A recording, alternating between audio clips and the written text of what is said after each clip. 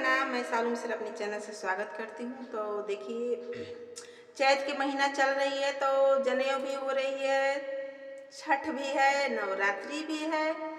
तो तीनों गाना चलेगी, चल सकती है। तो चलिए सुनाते हैं।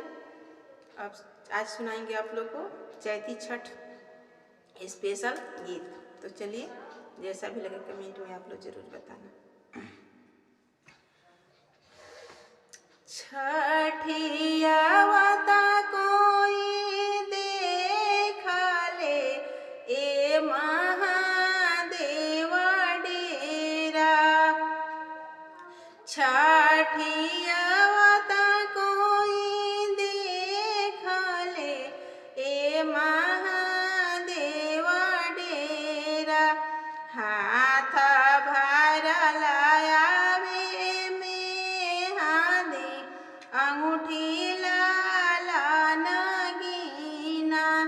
हाथ भरल आवे में हादी, अंगूठी लाल नगीना। का तू तिवई रोवेलो, गोदी भरवा तोरा। का तू तिवई रोवेलो, गोदी भरवा तोरा। ऊँचे काहे डगाड़ी बहारी हा, जहाँ हम ले